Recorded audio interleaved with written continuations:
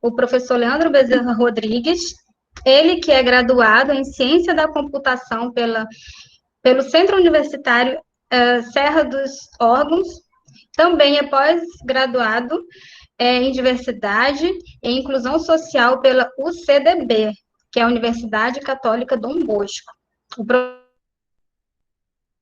Tem experiência em desenvolvimento de sistemas em diferentes linguagens de programação.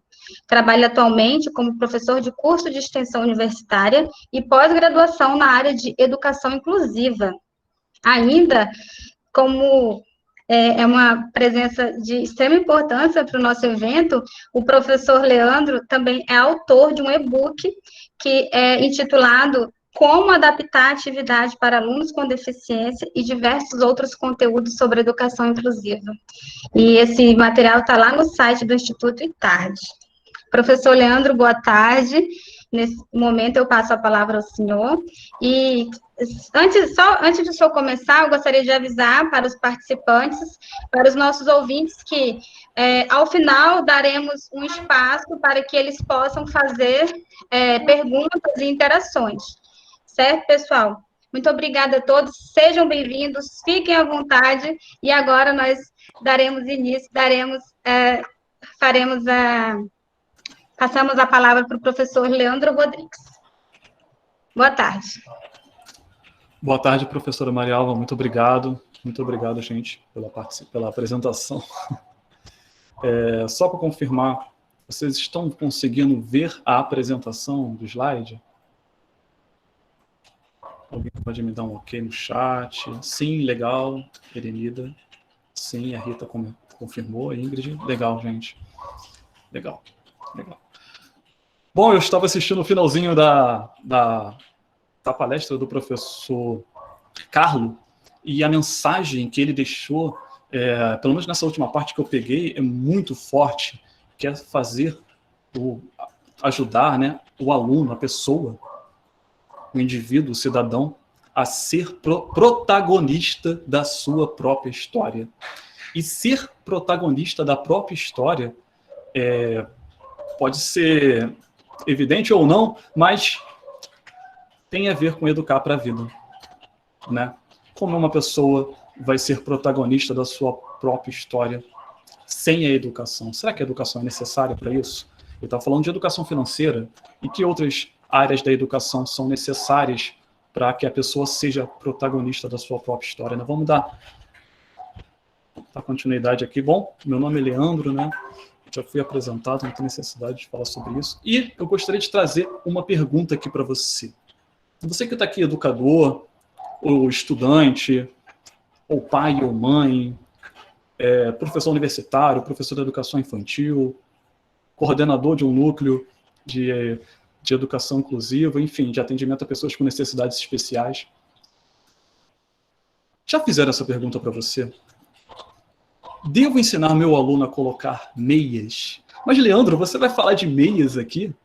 Como assim meias? Educação infantil? É sobre educação infantil? Olha, nós vamos usar como exemplo um caso específico de educação inclusiva, mas isso vale para muitas coisas. Eu convido você, que mesmo que você não atue na educação inclusiva, você é um educador em algum momento, convido você a ficar até o final, porque eu tenho certeza que vai ficar uma mensagem que vai mudar a sua visão sobre educação de alguma forma. E nós vamos discutir vários assuntos aqui, super interessantes, que você, acredito que vai gostar muito. Ah, Leandro, mas eu não sou professor, eu sou aluno universitário, enfim, mas você, como aluno universitário, está num ambiente de aprendizado, tem um professor universitário. Ah, Leandro, eu sou professor universitário.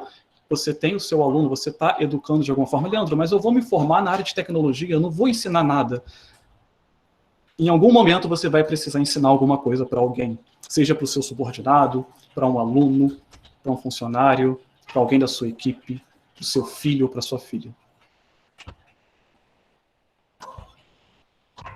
E isso nos leva a perguntar qual é a função do professor. Claro que a gente está focando no ambiente da escola.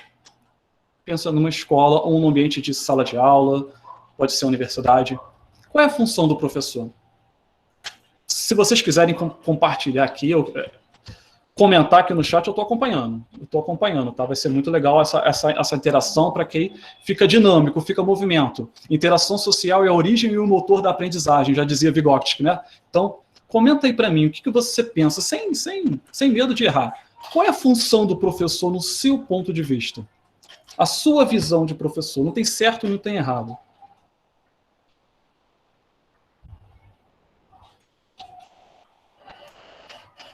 Ensinar a Rayane, obrigado, Rayane. Ensinar o aluno, Letícia, Esther, obrigado, Letícia. Realmente, é ensinar. A função do professor é facilitar o aprendizado. Olha, essa é uma outra colocação do Alberto. Interessante, Alberto. Realmente, facilitar o aprendizado. Faz sentido. Ensinar dando autonomia. Fernanda Rodrigues colocando aqui. Ensinar dando autonomia. Isso aí, Fernanda. A Fernanda já está no caminho do que a gente vai falar aqui. Eu já estou dando spoiler do que vai acontecer. Mas alguém arrisca fazer o estudante voar, a Rayane? Incrível. Que incrível esse ponto de vista. Ensinar além do que os pais não podem ajudar. Olha que interessante, Rodrigo. Muito obrigado. Faz todo sentido, além do que os pais não podem ajudar. Tirar as nossas dúvidas, a Lucy. Legal. O professor é aquela figura social que motiva reflexões. Sim, Cleidilene. Exatamente, Paulo. Mediar o aprendizado. Legal. O professor é um mediador do ensino da aprendizagem. Professora Marialva, obrigado. Provocar o senso crítico. Legal, gente. Eu acho que estamos alinhados. Estamos alinhados sobre a função do professor. E pessoas foram muito além aqui, né? Fazer o aluno voar, ensinar o que a família não pode. Olha só que interessante, né? A gente está falando sobre educar para a vida. E qual é a função da instituição escola? Qual é a função da instituição escola na sua visão?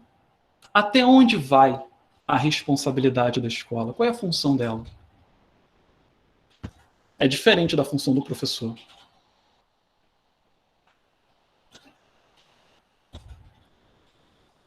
O que vocês acham?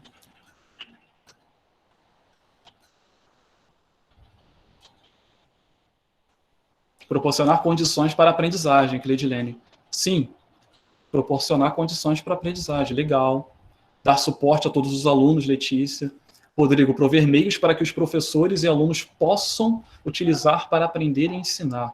Exatamente. Sim, prover os meios. Transmitir o aprendizado aos alunos. Dar a cada um o suporte. Gessiane, sou mãe e deficiente visual e mental e muito inteligente. Vou me especializar mais ainda em Braille, fazer educação especial. Que legal, Gessiane, muito bom ter você com a gente. Entendi. Legal. Maísa, dar estrutura necessária para o professor transmitir conhecimento aos alunos. Estrutura, né? Falamos sobre estrutura, sobre meios. O veículo, é o veículo que possibilita o aprendizado, é o meio, o mecanismo, a estrutura, né?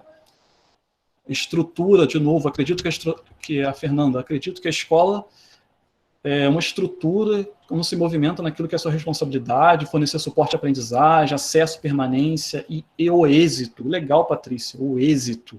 É isso, né? É o êxito. É chegar lá, chegar no objetivo. O êxito, chegar no objetivo. O que a Unesco diz sobre educação, né? Talvez tenha até uma situação mais atualizada que essa, mas essa aqui funciona para o que a gente está falando. Nosso objetivo, né, como objetivo da escola, objetivo do professor, objetivo da educação, não só no Brasil, no mundo, para a humanidade. Fazer o aluno aprender a conhecer, aprender a fazer, aprender a viver junto e aprender a ser. Aprender a conhecer, fazer, viver juntos e ser. Está alinhado com o que a gente está falando aqui. E aprender a aprender, fazer junto, ser, tem a ver com ser autor da própria aprendizagem. Ou ser o protagonista da própria história, como o professor Carlos estava falando. Mas aqui está ser o autor da própria aprendizagem. A gente está focando no nicho da educação aqui agora. E para o aluno ser autor da sua própria aprendizagem, ser autor, o que é ser autor? Ser autor é você ter, como já foi dito, autonomia. para decidir, para escolher, para registrar, não é? Como o aluno pode ser autor da sua própria aprendizagem? Olha só, gente, que interessante. Estimular a autonomia é igual a ajudar o aluno a ser autor da sua própria aprendizagem. Mas autonomia, Leandro, é função do professor ensinar autonomia? É função da escola ensinar autonomia? Será que é função da escola, da instituição escola? Autonomia está no currículo da escola? Não tem essa disciplina lá. E agora? Minha disciplina é história, é geografia, é matemática, é alfabetizar? Não tem autonomia. De quem é a responsabilidade de ensinar autonomia? Não é da família? Não é dos pais? Ou é da escola? E agora?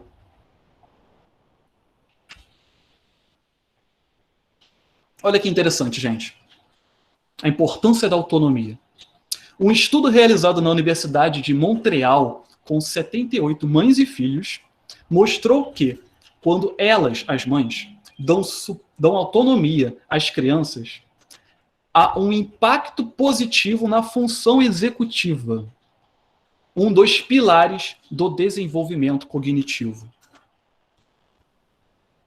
Um dos pilares do desenvolvimento cognitivo. Desenvolvimento cognitivo, função executiva. A gente ouve muito esses termos quando estamos trabalhando com alunos com autismo, com deficiência intelectual, com síndrome de Down, alunos com deficiência visual, alunos público-alvo da educação especial.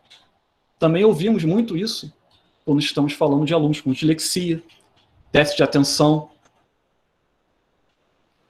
alunos com dificuldade de aprendizado também, sem diagnóstico. E não é função da escola ensinar o aluno a aprender, estimular o aprendizado, talvez seja um passo, o próximo passo para o aluno, ensinar ele a aprender, ensinar ele a estudar sozinho, ou ensinar realmente o conteúdo do currículo que está ali na BNCC. Mas talvez seja necessário uma pecinha que esteja faltando para encaixar isso aí. Talvez seja necessário estimular o desenvolvimento cognitivo dele antes, porque ele não vai alcançar esse conteúdo agora. Talvez seja necessário estimular a função executiva dele primeiro, porque ele não vai alcançar esse conteúdo agora. Existem níveis de desenvolvimento, não é isso? E a função da escola? Ensinar, estimular a função executiva, o desenvolvimento cognitivo? Sim, é sim.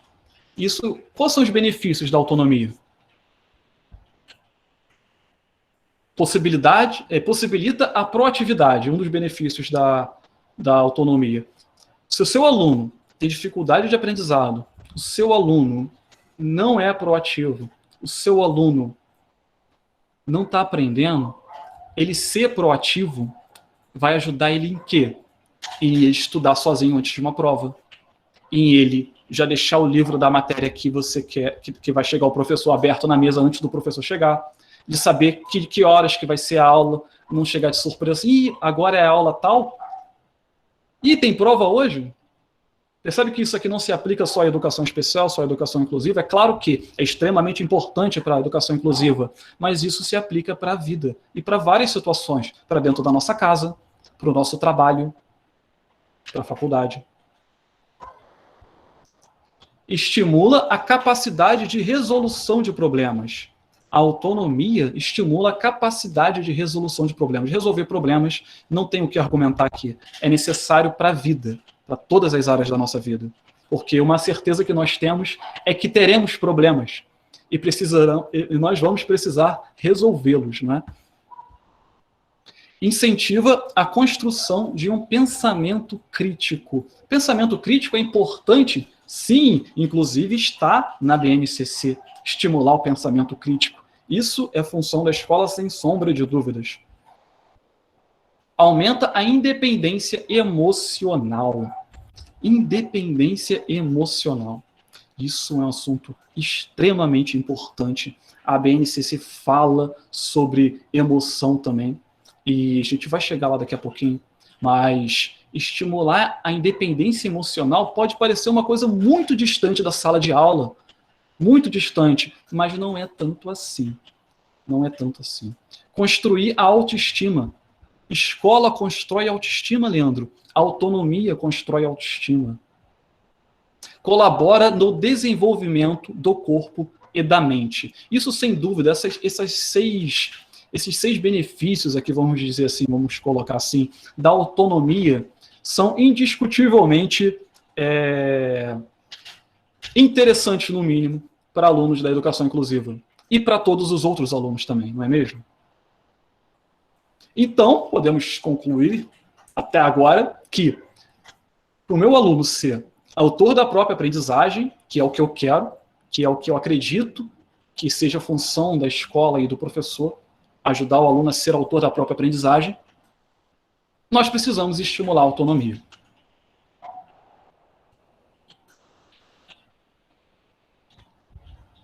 E eu te pergunto agora, pode participar, sem medo de errar. Isso pode ser até um assunto meio político, assim, será que sim, será que não?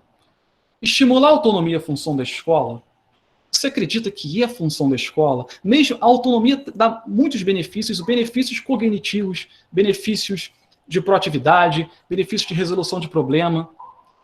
É função da escola estimular a autonomia? Se eu quero que o meu aluno aprenda a aprender, que ele voe alto,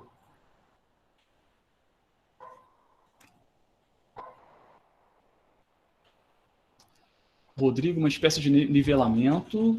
Isanete, então todos nós somos movidos através da estimulação. Sim, Isanete, exatamente. Agora acredito que sim, Rodrigo.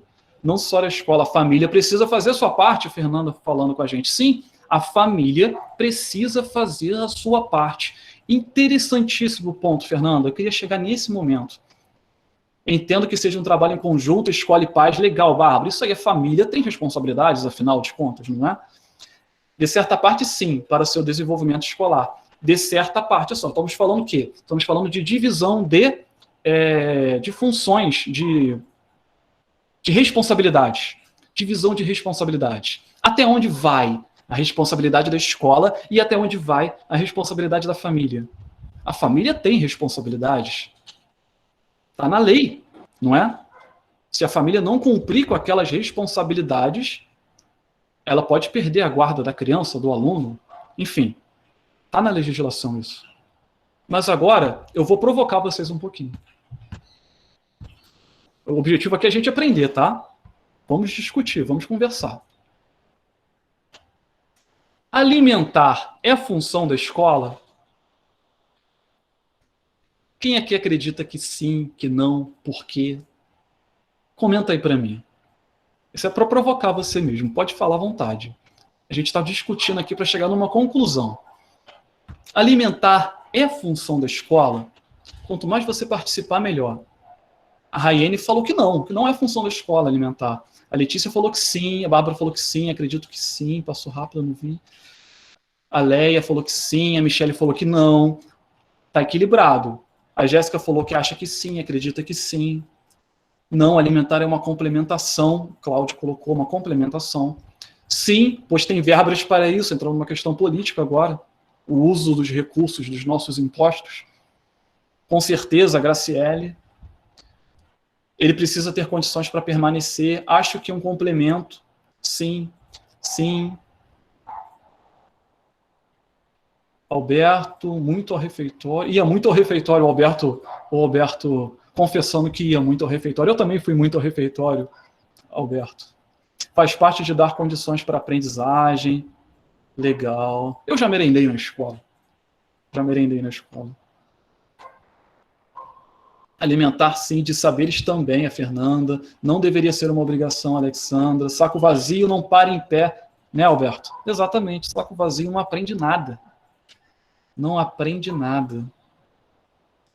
Uma pessoa bem alimentada fica mais tranquila, a Jéssica falando. Sim, já que é dever do Estado, está na Constituição, é um dever de todos.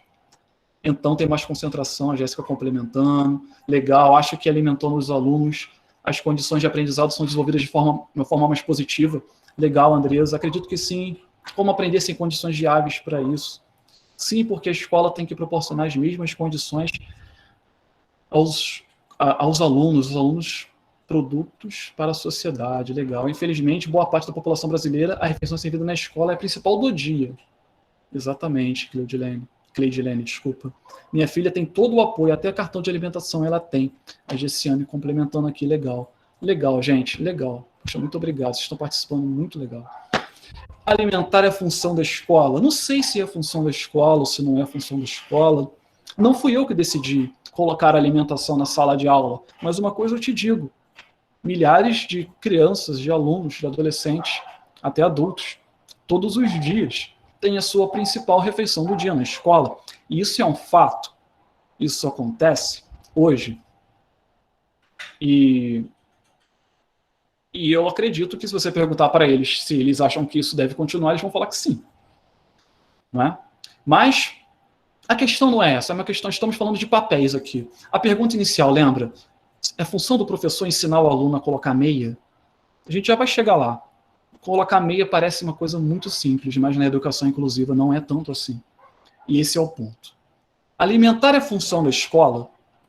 Olha, o que acontece é que a escola alimenta os alunos. Por quê? Porque o aluno chega na escola com fome. E criança com fome não aprende. Mas, Leandro, isso está errado. É função da família alimentar. Se a família não tem condição de alimentar, entrega para o lar de caridade, orfanato, enfim. Mas na prática o que acontece não é isso, gente. A gente tem que focar na nossa realidade. Qual é a realidade hoje?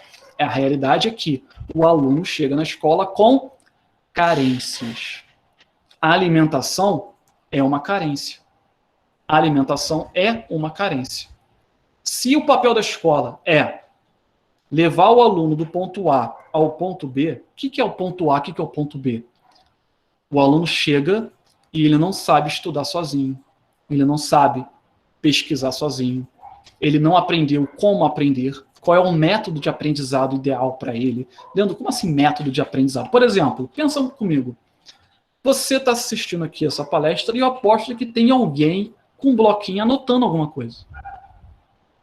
Anotando ali alguma coisinha. Por quê? Por que essa pessoa está fazendo isso? Porque o método de aprendizado dela é mais visual. Ela precisa registrar num caderno para ter mais facilidade no aprendizado. Outras pessoas, só ouvindo, já estão entendendo, não precisa ficar registrando. E outra pessoa precisa participar de uma oficina mais prática, são os modelos de modelo de aprendizagem visual, auditivo e sinestésico. A gente não vai entrar nesse mérito aqui. Mas, enfim, aprender a aprender. Todo mundo aprende a aprender em algum momento. E a gente acaba descobrindo isso sozinho, né? Na escola não ensinaram. Leandro, de acordo com o seu perfil, eu, professor, entendi que você aprende melhor gravando a aula para ouvir depois. Então faz isso. Não, ninguém chega para você e fala isso. Joãozinho, você aprende melhor copiando do quadro. Então copia tudo. Maria, você aprende melhor lendo o livro. Enfim, ninguém chega e fala isso para a gente acaba descobrindo. Mas é função da educação, como nós vimos lá atrás, ensinar o aluno a aprender, a estudar, né? Para que ele não vire um mero consumidor de conteúdo, né? Vire protagonista da sua própria história, autor da sua própria aprendizagem. E o aluno chega na escola e a função da escola é levar o aluno do ponto A ao ponto B. No ponto B, ele é autor da sua própria aprendizagem. Mas no meio desse caminho, acontecem algumas coisas. Algumas carências. Algumas lacunas que precisam ser preenchidas. Por exemplo, a alimentação é uma lacuna. Motivação é outra lacuna. Aluno que não está motivado para ir para a escola, não chega na escola. Se ele não chega na escola, ele não vai chegar no ponto B. Outra carência, material escolar, por exemplo. Aluno que não tem caderno e lápis, não consegue registrar conteúdo no caderno, não consegue participar da atividade, da aula.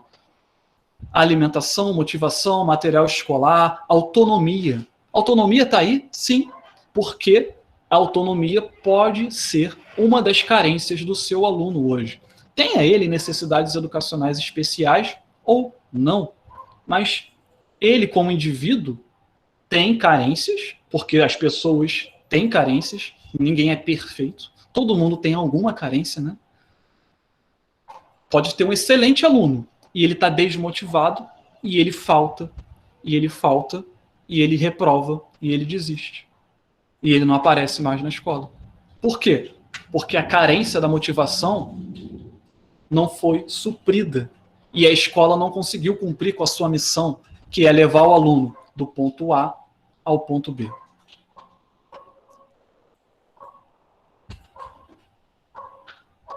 Um aluno com síndrome de Down, por exemplo, dentro da educação inclusiva agora, lembra? Você pode generalizar isso para qualquer área da vida que tenha uma relação professor-aluno, que tenha uma relação onde você precise ensinar alguma coisa para alguém, ou você esteja aprendendo alguma coisa. Educar para a vida, educar de uma maneira generalizada, né? Um aluno com síndrome de Down, que chega na escola e ele não desenvolveu autonomia. É função da escola ensinar essa autonomia para ele? Olha só, gente, o que está nas notas técnicas do MEC, se eu não me engano. Em muitos casos singulares, em que o educando com graves comprometimentos mentais e ou múltiplos, lembra, isso aqui é de 2004, a nomenclatura ainda era assim, mentais, né? Hoje fala intelectual, não possa beneficiar-se do currículo da Base Nacional Comum, deverá ser proporcionado um currículo funcional para atender às necessidades práticas da vida. Isso está na nossa regulamentação, vamos dizer assim, do Brasil. O que está falando aqui? Que se o meu aluno não consegue atender às necessidades práticas da vida, porque isso é pré-requisito para ele aprender alguma coisa na escola, se o meu aluno não sabe, por exemplo, escovar os dentes sozinho, se alimentar sozinho, ou vestir as meias, ele não vai conseguir aprender o currículo, a BNCC, o currículo da escola. E é aqui, essa citação que a gente está olhando aqui atribui à escola a função de criar um currículo funcional para suprir essa carência. Lembra? Carências. Para suprir essa carência específica, uma carência específica. Então, para o aluno ser autor da própria aprendizagem, nós precisamos estimular a autonomia dele. E no caso da educação inclusiva, dos alunos público-alvo da educação especial, se for necessário aplicar um currículo funcional, pode e deve ser aplicado. E isso vai possibilitar que o meu aluno seja autor da sua própria aprendizagem. E como é que eu sei o que é um currículo funcional, Leandro? Vamos fazer um levantamento aqui rápido. Currículo funcional, vamos primeiro definir o que é uma atividade curricular, se ela é funcional ou não, tá? Para determinar se uma atividade curricular é funcional ou não, o professor deve se perguntar: caso o aluno não aprenda a desempenhar essa atividade, alguém terá que fazer isso para ele? Se a resposta for sim, a atividade muito provavelmente será funcional. Olha que interessante que a gente está vendo aqui. Isso se aplica à educação inclusiva, não se aplica? Se aplica totalmente. Será que se aplica em outra área? Olha só que interessante. Nós estamos agora de frente para um dispositivo eletrônico. Um celular, um notebook, um tablet, um computador de mesa, um desktop. Alguma coisa tecnológica que está transmitindo isso para você. Se você não aprender a ligar o seu aparelho e colocar ele para funcionar na transmissão aqui da nossa apresentação, alguém vai ter que fazer isso para você? Vai. Então, informática básica para ajudar você a se conectar no Google Meet, por exemplo, é uma atividade funcional. Olha só que interessante. Mas, Leandro, então, se eu estudo no Instituto Federal, por exemplo, de Rondônia, e para mim assistir para o aluno, para o meu aluno, eu sou professor de diversidade, vamos supor, enfim. Para o meu aluno chegar na minha aula através do Google Meet, ele precisa saber conectar no Google Meet. E se ele não souber? Se ele não souber, tem uma carência entre os ponto A e o ponto B da sua aula. Olha só que interessante. Como é que a gente pode aplicar, contextualizar esse conceito para várias situações? Se o meu aluno não consegue conectar, ele tem uma carência. E a função de quem suprir essa carência? Da família dele? Ele tem que se virar para aprender. Se ele tem que se virar para aprender, ele precisa de proatividade, precisa de motivação, precisa de capacidade de resolução de problema. E se ele não tem capacidade de resolução de problema, quem vai ensinar isso para ele? E se ninguém conseguir ensinar isso para ele, na casa dele? A gente vai desistir do aluno? Se eu desistir do aluno, ele não vai chegar no ponto B e a minha missão falhou. Minha missão como educador. Então, fica a pergunta no ar, né? Até onde vai a nossa responsabilidade? E eu quero que vocês me ajudem a responder essa pergunta até o final da nossa apresentação aqui. Bom, definido o que é uma função executiva, uma atividade curricular funcional, definido o que é uma atividade curricular funcional, como é que a gente aplica isso no currículo funcional do aluno? Observando o nosso contexto, a nossa sala de aula, o que a gente está ensinando agora, seja o aluno público-alvo da educação especial ou não. Olha só que interessante isso daqui. O sinal está aberto, está fechado. Está usando o quê? Para sinalizar aqui formas e cores, né? Mais cores do que formas. E para o aluno, é muito importante saber identificar cores. Vamos falar de um aluno agora dos anos iniciais do fundamental, ou então de um aluno da educação infantil, ou um aluno com 15 anos, com deficiência intelectual severa, que ainda não aprendeu a identificar as cores. E ele ele anda na rua com um acompanhante, mas, enfim, ele não sabe quando tem que atravessar a rua ou não. E na escola não tem no currículo ensinar as cores? Tem sim. Mas ensinar as cores não é uma atividade curricular. Qual é a palavra? Funcional. Funcional. Mas ensinar as cores no contexto do sinal, do farol, não sei como você chama aí. Aqui no Rio é sinal, em São Paulo chama de farol, no semáforo, pronto. Semáforo não tem erro. Ensinar as cores para usar na vida, para atravessar a rua, para ele reconhecer o que está aberto, o que está fechado no semáforo. Isso é contextualizar para o currículo funcional. Aí eu pego uma disciplina, um conteúdo, um tópico do meu currículo da escola, está lá, ensinar cor, e aplico para a vida. Ele vira funcional, essa atividade vira funcional. Da mesma forma que ensinar o seu aluno universitário, que seja, a acessar o Google Meet para assistir a sua aula, você não só ensina o Google Meet, você não pega uma coisa fora de contexto. Não, você cria uma atividade funcional relacionando com o contexto da sua aula, do currículo da faculdade, do curso. Voltando para a educação inclusiva. Nossos alunos chegam na escola com carências. Alimentação é uma carência. Desenvolvimento motor pode ser outra carência. Linguagem pode ser outra carência. O aluno não pronuncia as palavras ou não tem nenhuma forma de comunicação estabelecida ainda. Não tem um vocabulário muito reduzido. Ou a socialização pode ser uma carência. Leandro, ele até tem um vocabulário, o problema é que ele não usa o vocabulário, ele não fala nada na aula, ele não interage em nenhum momento, e por isso ele não aprende. Socialização pode ser uma carência do aluno.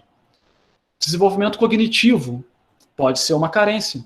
Leandro, ele não está entendendo. Eu explico, explico, explico, e ele não entende. Eu explico, explico, explico, e ele não entende. Parece que ele tem algum déficit, porque as outras crianças aprenderam, os outros alunos aprenderam, e ele não está aprendendo. O problema não é o meu conteúdo, o problema é o aluno. Olha só como é que isso abre margem para esse tipo de argumento. Não pega essa frase fora de contexto, não, hein? E autocuidados também. Leandro, autocuidados? O que é autocuidados? Escovar o dente, vestir a meia, se alimentar, usar o banheiro sozinho. São autocuidados. Currículo funcional. Olha, Leandro, desenvolvimento motor, eu até concordo com você. Linguagem, estimular a socialização, desenvolvimento cognitivo, isso pode acontecer na escola. Mas escovar o dente, eu acredito que não faz sentido ensinar isso na escola, isso é dever da família. Vamos lá.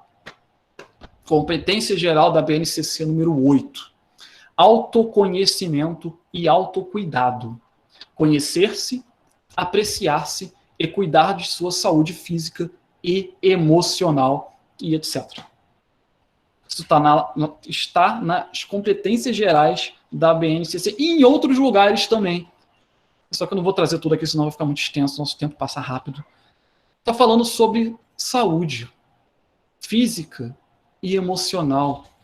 E como competência da educação é ajudar o aluno a se conhecer, se apreciar e se cuidar de si mesmo, da sua saúde física. Mas a grande questão é como saber do que o aluno precisa agora.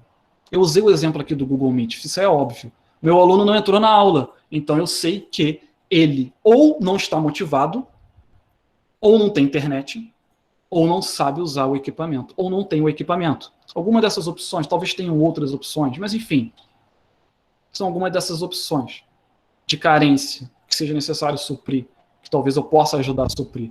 E meu aluno que não aprende na escola, ele sendo público-alvo da educação especial. Esse é o nosso exemplo aqui, mas lembra, vamos generalizar isso para qualquer coisa.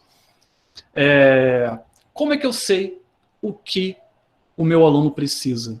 Agora vai entrar num assunto muito interessante, específico do nicho da educação inclusiva, tá? Se você não for, acompanha, porque é muito legal, pouca gente conhece, mas é muito importante entender em que estágio do desenvolvimento o seu aluno está agora. Porque quando o aluno chega na escola, o aluno com deficiência, e ele não fala, ou ele não participa, ou ele não aprende, ou ele não interage, ou ele não brinca, ou ele não sabe se alimentar sozinho, a gente olha para ele, olha para o diagnóstico, olha para a idade dele e fala assim, olha, nessa idade, eu acho que tal coisa ele já deveria ter aprendido a fazer. Não é isso? A gente para e olha assim, poxa, ele tem 15 anos, Leandro, e não se comunica direito ainda. Ele tem 15 anos e não sabe completar uma frase. E aí você pega esse aluno com 15 anos que não sabe completar uma frase e se pergunta, como eu vou alfabetizar esse aluno? Eu vou começar por onde? Eu vou começar a ensinar as letras? Os números, as cores, as formas geométricas? O que eu vou começar a ensinar? E foi feito um estudo na cidade de Wisconsin, se eu não me engano essa pronúncia, nos Estados Unidos, para ajudar pais de crianças com deficiência. E essa história é muito legal, porque lá nessa cidade, na época, os anos 60, 70, se eu não me engano, não haviam muitos profissionais qualificados para atender alunos com deficiência. Isso parece um pouco com a realidade do Brasil em muitos lugares ainda hoje. E para solucionar isso, o que fizeram? Criaram um guia para entregar para os pais, para eles ajudarem os seus filhos, para estimularem os seus filhos. Só que não foi baseado no achismo, foi feito um estudo com várias crianças e mapearam funções, atividades, qual é a palavra? Comportamentos. Mapearam comportamentos de crianças com desenvolvimento típico e criaram uma escala de 0 a 6 anos. E todos os comportamentos que uma criança de 0 a 1 ano faz, de 1 a 2 anos, de 2 a 3, de 3 a 4, de 4 a 5 e de 5 a 6. mapearam comportamentos super importantes para o desenvolvimento, comprovado cientificamente. E entregar essa ferramenta para os pais. E isso ajudou muito, deu muito certo e é usado até hoje. Se chama o Inventário Portage. Ele foi operacional, é o Guia Portage, né? E ele foi operacionalizado aqui no Brasil, né, na Faculdade de São Carlos. Tem até um livro, Inventário Portage Operacionalizado. E esse guia, esse Inventário Portage operacionalizado, ele ajuda você a identificar os objetivos. Por quê? Por que isso? Porque está lá em 6 anos, por exemplo, no Guia Portage, um dos comportamentos esperados para uma criança de 6 anos de idade é saber escrever o seu nome sozinho, por exemplo, de acordo com esse guia. E o aluno com 15 anos não sabe completar uma frase, muito menos escrever o nome sozinho. E aí a gente para e pensa, esse aluno tem carências.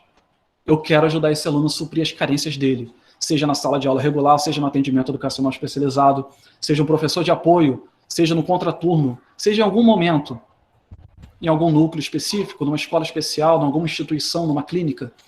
Eu quero ajudar esse aluno a suprir as carências dele. Eu abracei essa causa. E agora? Da onde que eu parto? E aqui nós já entramos numa etapa que é chamada de avaliação. Né? Vamos avaliar esse aluno, vamos avaliar as necessidades reais desse aluno. Por que esse aluno não aprende? E avaliando, segundo o Inventário Portage Operacionalizado, você consegue identificar em que estágio do desenvolvimento esse aluno está agora. Aí você pega um aluno, vamos voltar ao nosso exemplo, de 15 anos que não consegue completar uma frase, e avaliando pelo Inventário Portage, você descobre que ele está com um comportamento esperado de uma criança com desenvolvimento típico na faixa de 2 a 3 anos. E ali você descobre que o próximo passo para esse aluno seria reconhecer, pronunciar o seu nome, ou o nome da mãe, ou seria dar oi, ou seria vestir meias.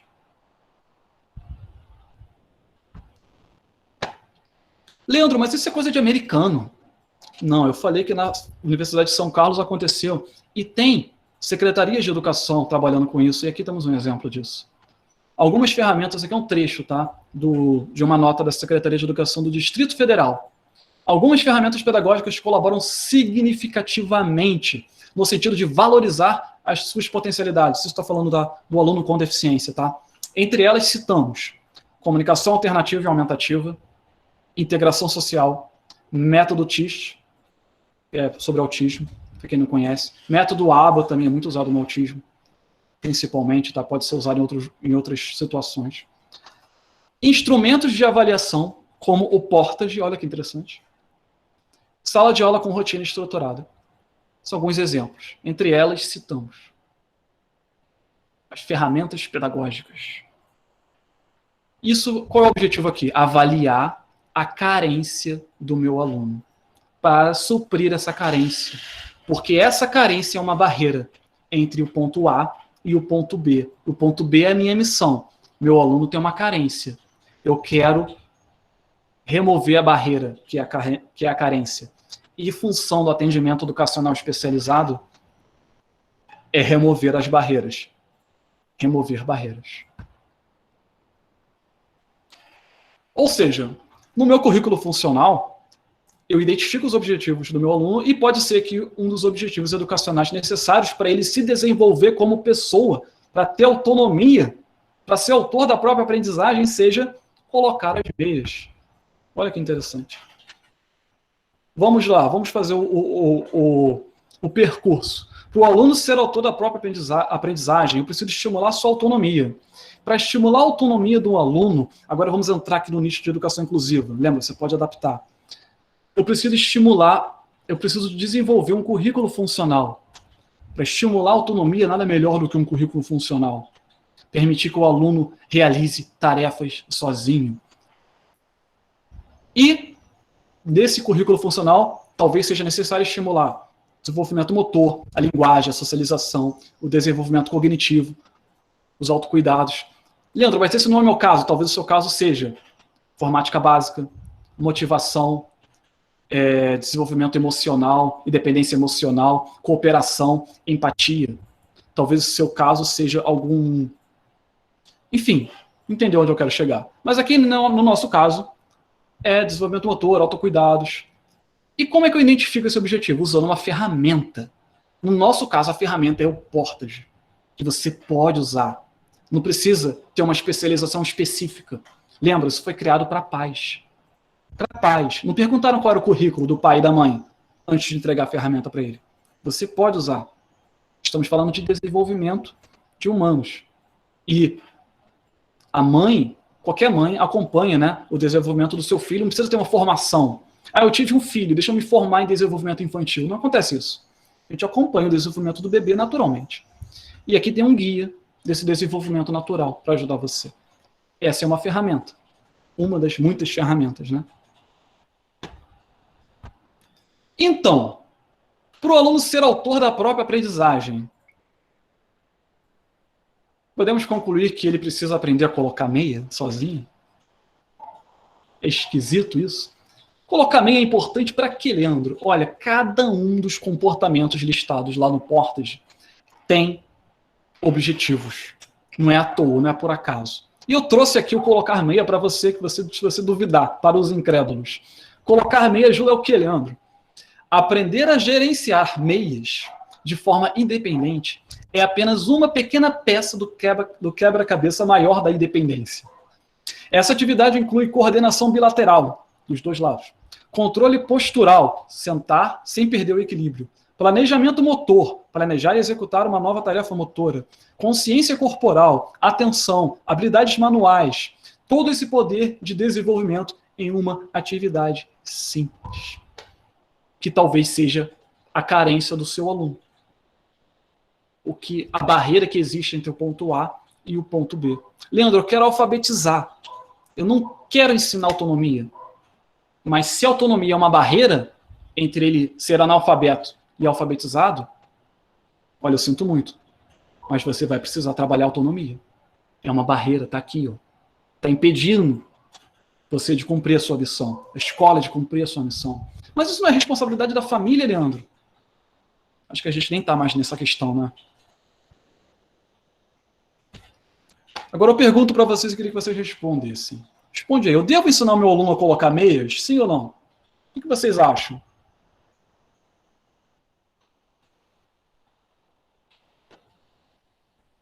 O que vocês acham? Natália falou que sim. Olha que legal. Ilma, sim. Sim, Cristiane. Mas agora está melhor. Tá? Você está falando do áudio, né, Vanilda? Sim, com certeza devo. Marialva, sim. Poxa, que legal. Que legal, gente. Sim, sim. Sim. Mas, Leandro, acredito que não é só ensinar a colocar meias. Na verdade, esse papel é mais da família. Sou professora e vou fazer a minha parte, mas não é a minha função principal. Sim, Fernanda, realmente não é a sua função principal. Você está certa. Mas é uma barreira que está impedindo o seu aluno de aprender. Pode ser, né? Uma barreira. Mas não é função da família? É a função da família. Mas você tem uma barreira. E aí a gente pode ter duas posturas nesse momento. Né? A postura de não é o meu problema, ou a postura de como eu posso ajudar. E é muito interessante falar sobre isso. Eu quero citar aqui uma frase do Rubem Alves. Educar é mostrar a vida para quem ainda não viu. E, poxa, não, é esse slide mesmo. E mostrar a vida para quem ainda não viu. Talvez essa família não entenda a necessidade de trabalhar algumas coisas com o seu aluno, com o filho, né? Se a gente está falando, por exemplo, de educação inclusiva, de aluno... eu sei que tem muitos casos aqui, mas, por exemplo, aqui no Instituto ITAD nós temos contato com professores de todo o Brasil nos nossos cursos de formação. E tem professores, uma professora que falou assim para mim, Leandro, eu preciso criar um currículo funcional e trabalhar algumas atividades na casa, que o aluno trabalha algumas coisas em casa, porque não dá para fazer tudo na escola. Por exemplo, o meu aluno não sabe tomar banho sozinho. Ele não vai aprender a tomar banho na escola, porque na escola não tem o chuveiro, não tem equipe, não tem apoio, não tem infraestrutura para isso. Não tem o meio, a estrutura, está faltando. E eu preciso que ele faça isso em casa. Só que quem cuida dele é a avó. Os pais abandonaram ele porque ele é deficiente. Quem cuida é a avó. E a avó é analfabeta. Como é que eu vou passar uma folha de instrução para a avó seguir, para ajudar esse aluno, sendo que a avó é analfabeta? E essas são umas das muitas barreiras que nós encontramos, né, no nosso país. E o nosso país, ele tem muitas carências, tem muitas situações dessas. E o que a gente faz na situação? O que a gente faz? Isso vai depender do que você acredita. É pessoal. É muito pessoal. Eu, por exemplo, acredito que fazer tudo que está ao meu alcance é a minha função, é meu dever como cidadão. Valdir, pode falar, gente. Responde a minha pergunta. Vamos fazer uma discussão aqui agora. Minha madrinha aposentada foi professora de criança autista. Não é tão fácil, realmente. Valdir, professor de aluno autista, você vai se deparar com muitas carências, e o inventário Portage é uma das ferramentas, o método ABA é outra ferramenta que faz toda a diferença para identificar e trabalhar nas carências, identificar quais são essas carências, essas lacunas em aberto, que impedem o seu aluno de chegar do ponto A ao ponto B, e trabalhar nessas lacunas. Por exemplo, no atendimento, a função do atendimento educacional especializado é remover barreiras, né? Sim, acho que é uma questão de humanidade, ajudar sempre que puder. O maior número de pessoas ao nosso redor. Sim, Carol, legal. Intérprete Nathalie, parabéns.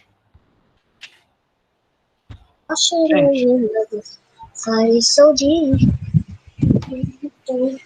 chegamos ao final da nossa apresentação. Eu não sei se eu ainda tenho tempo, se a gente tem um tempo para conversar, como é que funciona, se vocês querem abrir o áudio, fazer pergunta, fazer colocações, algumas pessoas concordam. Se você quiser se posicionar de uma forma mais clara, abrir o microfone aí, pode falar à vontade.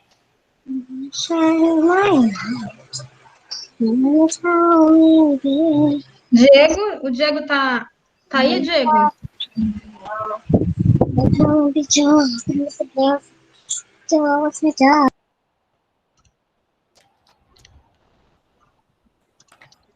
Diego?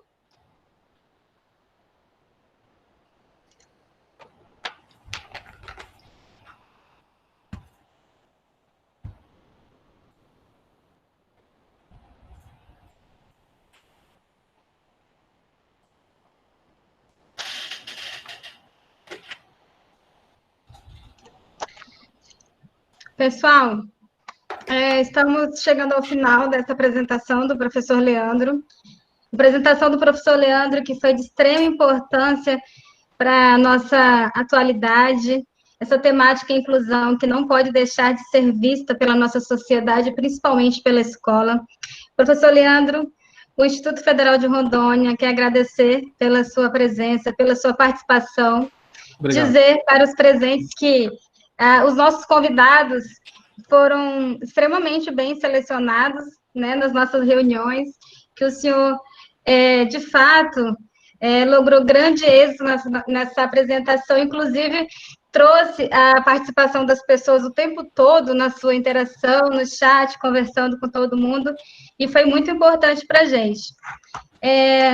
Quero agradecer as nossas intérpretes de Libras, que fizeram toda a tradução do evento. Nós temos nessa palestra alguns participantes que são surdos, as nossas intérpretes que foram a Tamires Gomes, a Nathalie e a Samara. Muito obrigada a vocês que também executaram um papel muito importante durante toda a transmissão dessa palestra. De todo modo, eu gostaria, como a gente ainda tem tempo, eu gostaria de deixar aberto, se alguém quiser fazer alguma pergunta, se tiver alguma dúvida, vai ficar com a possibilidade de abrir o microfone e executar essa pergunta agora, ok? Ok. Boa tarde. Professor, boa tarde. Aqui quem está falando é a Cristiane. Sou discente do Instituto. Eu coloquei uma pergunta aqui, mas acho que não deu para o senhor ver. A minha pergunta é, o senhor não acha que a gente ainda tem muito o que aprender quando se trata de acessibilidade, né? Nem se fala, né? Porque o falar é muito bonito, né? Mas quando a gente coloca na prática, a gente vê realmente que não é nada aquilo do que a gente tenta passar, mostrar, né? Às vezes o caminho é muito dificultoso. Eu tiro por mim, participei de uma startup, o Diego também participou, e a minha ficou em primeiro lugar, justamente sobre isso, acessibilidade aos cadeirantes. Só que quando a gente, depois que passou aquele fuzuê, que a gente foi correr atrás para pôr em prática, a gente viu que a burocracia é muito grande. Mas isso porque a gente teve ajuda dos instrutores, até do pessoal da reitoria do Instituto também estava ajudando a gente. Então, são coisas que a gente vê no falar, no apresentar é muito bonitinho, mas quando você vai para a prática, você vai atrás das instituições públicas para ajudar, a gente vê que na burocracia é grande demais. Aí é por isso que eu fiz essa pergunta para o senhor. O senhor pode me responder, por favor? Poxa, Cristiane, eu posso te fazer uma outra pergunta? Eu fiquei muito curioso agora. Eu sou empreendedor também, e você falou de startup. E qual é o objetivo? Qual era o objetivo da sua startup, a missão dela? Você pode contar, se você quiser? Sim. A gente participou da última, do ano passado, foi a última startup que teve do Hackathon aqui na reitoria, né? Aí, perdão, a nossa turma o nosso grupo ficou responsável de a gente criar, né? Uhum. Aí, o que a gente pensou? A gente pensou na reciclagem do plástico, né? Só que aí o rapaz que estava assessorando a gente falou que tá muito manjado, a gente ia gastar muito tempo e não ia conseguir apresentar, né? Uhum. Aí, o que a gente pensou? A colega do segundo período, né, que agora está no terceiro de gestão comercial, a Dágila, pensou, a gente ficou batendo cabeça, quando foi no finzinho da tarde, a gente pensou, por que não fazer rampas? Daqueles pallets que é jogado fora, que ninguém aproveita. Hoje em dia, sim, tá todo mundo, você vai ver uma mesa de pallet ao olho da cara, né? Dificilmente você consegue. Então, a gente pensou, montou, criou e apresentamos no domingo isso para os jurados do Sebrae, né? Sim. E ficamos em primeiro lugar, graças a Deus. Só que quando a gente, como eu falei, né? Quando foi para pôr em prática mesmo a criação, o local onde fazer as bancadas, né, as rampas, para poder colocar, espalhar pela cidade, onde os cadeirantes têm mais dificuldade, né, calçada, aquelas rampas para loja.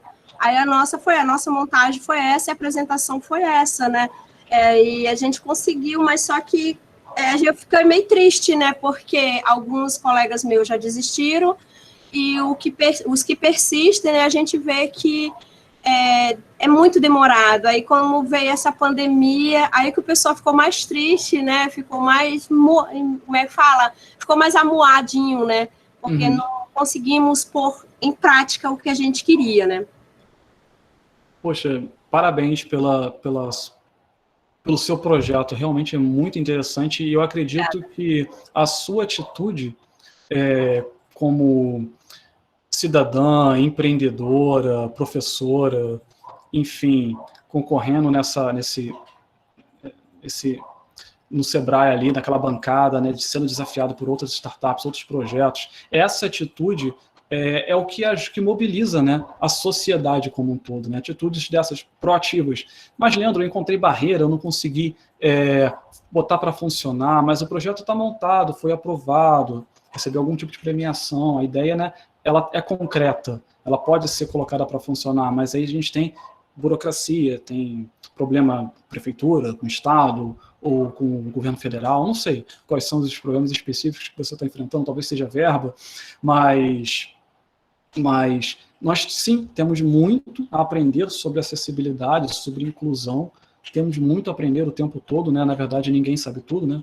Nós temos muito a aprender, mas ser proativo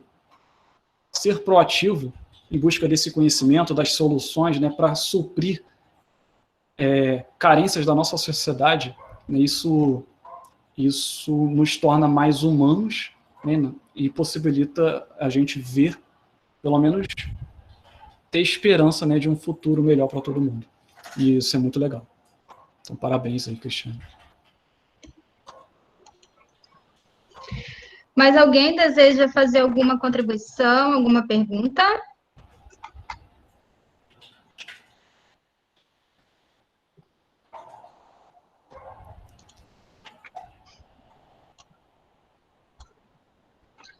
Enfim, professor, eu creio que todos já estão satisfeitos, sua palestra foi incrível, parabéns. Recebemos vários elogios aqui no chat, isso é muito importante, esse feedback. Quero parabenizá-lo em nome dos presentes. Obrigado. E quero aproveitar a oportunidade para avisar ao pessoal que ainda hoje nós teremos uma outra ação desse evento da Semana para a Vida, que é uma webinar sobre políticas públicas sociais. Ela vai ocorrer hoje a partir das 19 horas. Professor, o senhor gostaria de fazer mais alguma consideração antes do encerramento? Não, vou despedir então, né? Ok. Gente, muito obrigado, parabéns para todos vocês que ficaram até o final, e é o que a professora colocou aqui, buscar conhecimento é importante, agir, né? É isso que movimenta a nossa sociedade. Parabéns para todos vocês, porque essa atitude é a esperança que a gente tem de criar um país melhor para todo mundo. Eu falei do Portage, tá, gente? Só adendo aqui.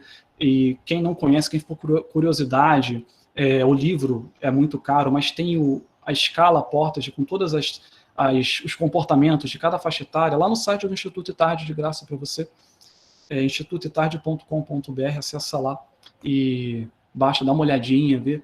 Às vezes você tem filho, às vezes não tem filho, nem com o seu filho, meu Deus, mas o meu filho não é deficiente. Não, olha lá, é interessante, você olha a idade do seu filho, olha os comportamentos que ele está realizando agora, vê se está se encaixando, você vai ver que muita coisa se encaixa. Às vezes não tudo não tem problema, cara, porque as pessoas são diferentes, mas é muito legal fazer esse acompanhamento também. Um grande abraço, muito obrigado aí para todo mundo. Obrigada a todos. Pessoal, lembrando que ainda dá tempo de assinar a lista de frequência. Tem uma lista que está aqui no chat. Essa lista é importante para que vocês obtenham o certificado dessa palestra, ok? Muito obrigada a todos. Estejam convidados para dar continuidade no evento hoje a partir das 19 horas, e amanhã também nós temos uma lista de eventos, uma programação incrível que vai estar disponível para vocês lá no evento. Obrigada a todos, uma boa tarde. Até mais.